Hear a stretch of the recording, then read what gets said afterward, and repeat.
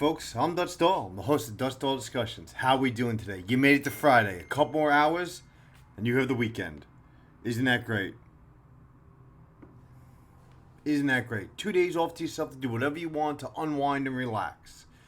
So lock up the kiddies, get a babysitter, and go out and have some fun.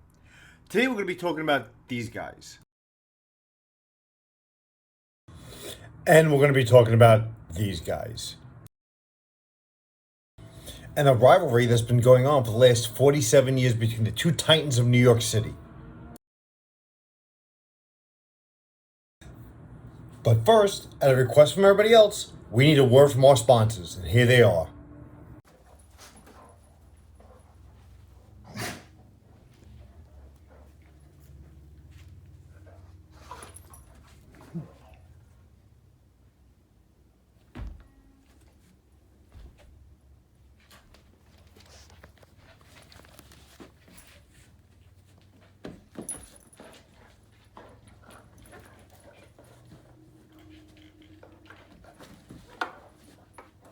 Now, when I say New York's rivalry, most people would think the Boston Red Sox versus the New York Yankees. No. The long-standing rivalry is between the New York City Police Department and the Fire Department of the City of New York. It's been going on since 1973. Now, rivalry for the most part is healthy competition. These guys take it personally, though. And it happens every year at Madison Square Garden. Getting pretty close. Let's come back to the next one. And it all takes place on the ice, the most violent sport in history. It's all hockey. Yes, folks, it's hockey. Now, it used to be a joke that as spectators used to go to Madison Square Garden to watch the two teams face off each other in the fights on the ice, on the rink. I'm convinced to this day that the players come to play to watch the fights in the stands because it does get pretty hairy. All-out brawls have broken out in the bleachers time and time again. New York's bravest versus New York's finest. Kind of biased, so I make fun of the fire department all the time. Anytime I possibly can. But at the end of the day, when it's all over with and the ice is cleared, we go back to working together. They may think they wear red, but they actually wear blue. The uniforms are blue just like ours. And it's a funny thing because we hassle each other every job we possibly can. We make fun of them that they get to sleep through the midnight tour because they run 24 hours and they wrap around, and we have to be out there driving around all the time. It'd be nice to be in the police department, sitting in the station house with my feet up on my desk, and just when a call came over, we'd get in the car and go. I mean, I'd like to slide on a pole, lead a pole in the police station. That would work awesome, but firemen, they are a breed onto their own. Now, two departments that hate each other more than anything in the world while they're working. You would think we never work together. Like the whole model would fall apart. And sometimes it does. It does. Because I was a cop. I went to go park in front of fires because the job was mine when I was a patrol cop. And where's a cop park? On the hydrant. Always on the hydrant. But it was just out of force of habit. And that's where the fire department gets their revenge. Because they'll come up behind the police car with their truck and literally push us out of the way and laugh while they're doing it. Or they'll break the window through the car and run the hose through. Just like you saw in the movie Backdraft, it actually does happen. You come back to the RMP after the fire is over. One, because you're blocked in, you can't leave. And two, you can't get in the car anymore because the car is full of water already to the top. No matter what you do, you open that car door, everything in the car is trashed anyway. All the electronics are trashed, the siren, lights, everything. So, yeah. But then we get our revenge around the firehouse when alternate side of the street parking comes up and we start writing parking tickets. They love when we write parking tickets.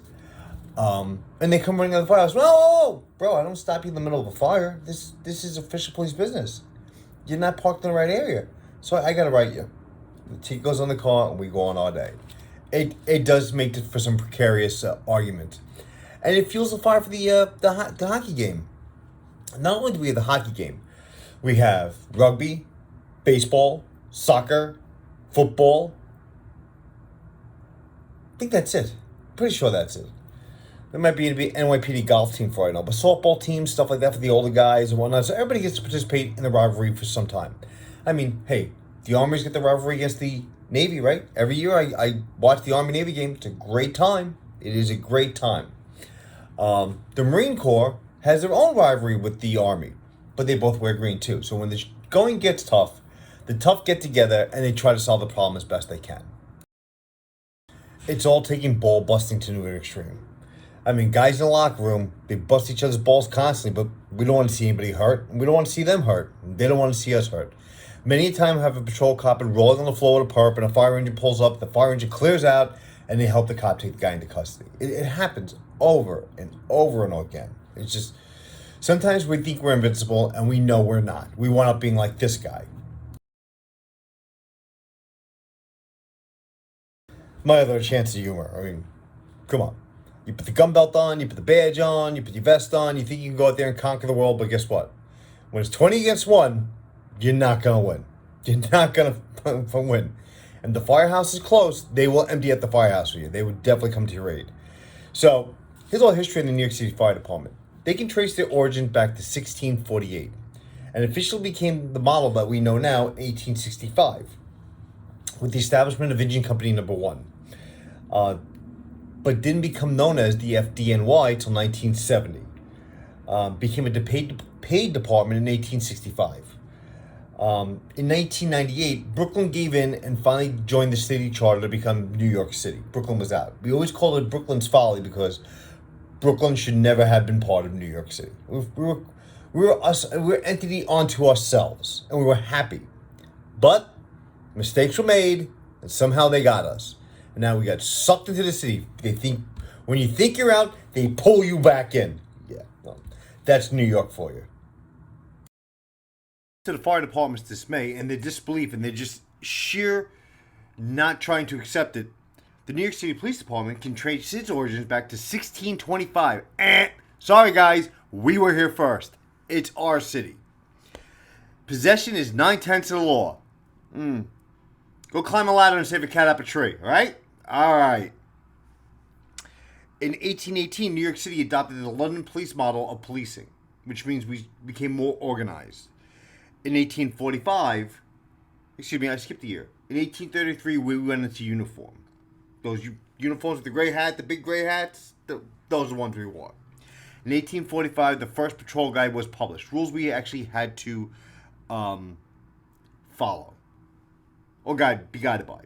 Follow, guided by. I once got into a debate with a lawyer at a deposition, and she goes, "Well, you broke the rules." I'm like, "I broke the guide. It's supposed to guide you through, like gently. You're not held to it 100%." And this argument went on for him. Like, it's not the patrol law. It's the patrol guide to guide us through. She didn't want to hear it. Besides that, we got our first paychecks in 1833. So, we became a paid and official police department. Way before the fire department did. About 32 years old before the fire department. And like I said, we were here first. We have seniority over you guys. But you'll never let us live that down, will you? You'll go out there to these hockey games, these football games, and you'll just kick our asses up and down the gridiron and leave us on the ice, right? Doesn't work that way. The PD puts up quite a good fight. It's one of the fairest games out there. It goes back and forth with the score, back and forth with the wins every year, but every cop and every fireman looks forward to it every year. Personally, I love to go to the boxing matches. I used to have a good time. We Ubered there and Ubered back, and we laughed our asses off. But this is part of the rivalry. This is no different than the Army-Navy game. Absolutely no different than the Army-Navy game. And there have been roll-out fights between cops and firemen in the street on certain jobs, or a cop in a fireman's bar or something like that. It happens all the time. I mean, it's no different than a Yankees and a Mets fan, or a Red Sox and a Yankees fan. No friggin' different. But this is supposed to be healthy. We're supposed to enjoy ourselves with this. It does get out of hand sometimes, usually when alcohol is involved, but that's about it. Hey, the firemen beat the shit out of each other in their own firehouse. There was a guy who went out, who got hurt. Well, put it this way, that firehouse was called the Animal House.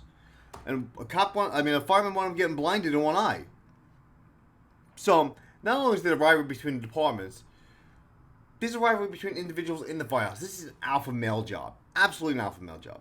Now, personally, I've had my experience with the fire department. I ran into a fire before they got there. I pulled the guy out. I couldn't take another step with the guy. I inhaled too much smoke. I was weak. I went to my knees and a fireman came up. I thought he was going to help me out with the guy. No. He put the guy on his shoulder. He goes running out of the building. Boom. Front page picture, Daily News. And there me and my partner trying to hold each other up walking out. And then I got a lecture, it's not your job to do this. It's not your job to do this. I thought I got paid to try to be a hero and try to risk my life. We get paid for not what we do. We get paid for what we might have to do. Now, some people might not rise to the occasion. Me, personally, sounds like a good time on a Friday night to me. I mean, running into a burning building and trying to grab somebody and pull them out, knocking in the door and the whole 9 yards. Yeah, a lot of bad thoughts go through your brain. Like when you're in there and the adrenaline starts, you're like, I could really die. This could really happen. This could be the end of Dutch oil. And what would you people do if there's no more Dutch oil? I mean, seriously.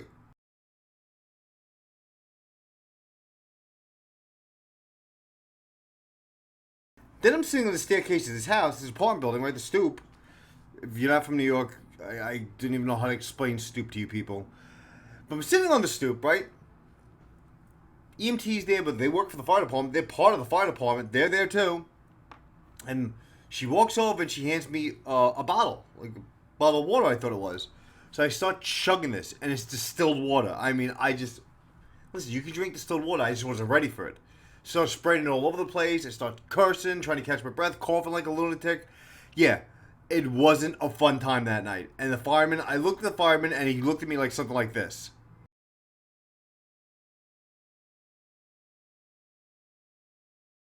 He passes a smart-ass comment.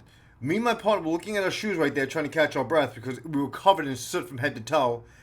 And then we turned at him and we're like, now, personally, growing up in Brooklyn, Bensonhurst, coming from a law enforcement family, my father was on the job, my grandfather was on the job, different jobs, but still law enforcement. My two brothers were on the jobs. When we came time to pick a family pet, I never thought we were going to wind up with this dog. Something is mysteriously wrong in the universe. Family full of cops, and we went up with not one, but two Dalmatians.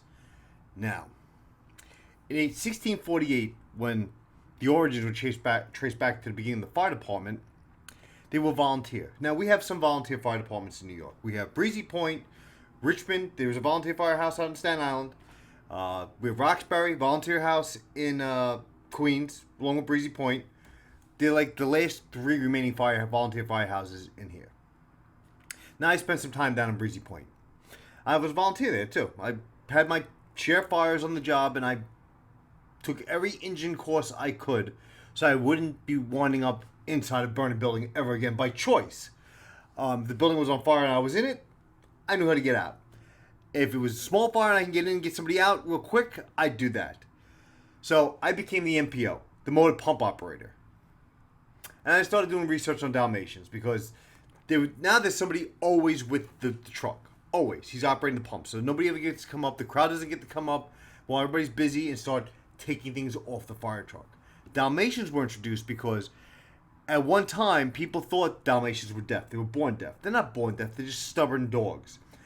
And when they were a volunteer fire department back in 1648 and they didn't have combustible engines, the wagon would stay out with the horses and the dog would stay under the truck to stop A, the public from stealing the fire department's tools, and B, stop the other volunteer firehouses that came afterwards who rolled onto the scene and taking their tools too.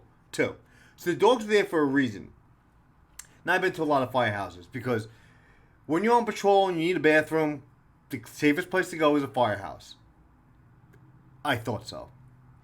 But firemen always like to pull pranks on each other. They're a giant fraternity. And it needs to be that way. They need to feel for each other. They need to know each other's brothers. And they're able to take that much more risk to save somebody's life. Especially one of their fellow brothers. So I'm in a stall one day. Got the gun belt off the whole 9 yards. And a bucket of water comes over the top of the stall. Just as I was finished. And I'm walking. I get my pants up. I'm walking out. Got my gun belt over my shoulder. I'm like, what the fuck? Oh, we thought you were somebody else. I'm like, yeah, I'm glad. I used to stop at the firehouse on East 51 and Snyder Avenue all the time. They call it Snyder Island. And I want them doused. we thought you were somebody else. I'm like, no. Wrong department, big guy. Now, inter-department rivalries are good. We had them in the NYPD. We have called them grudge matches, the smokers. So, two guys have a beef, take it to the smoker guy. He puts the match together, the boxing match, and you pick a day and a time, usually down in Coney Island, and you go for it. You go for it all. 3-minute rounds, 3-minute rounds, and last man standing has bragging rights. That's all you get. It's bragging rights. Nothing else. It's the way to solve problems without having it get out of hand.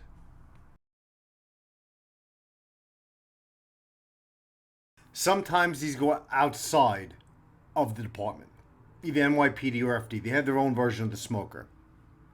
And the two departments come together for their own smoker between FD and PD. Now, the last one I was at, Madison Square Garden, was a hell of a good time. I was feeling no pain. PD was winning. Big guy from the firehouse came into the ring. Yeah. Cop was kind of small. But 3 punches later, that cop was standing. And the crowd was all roaring, cheering. And I'm sitting there.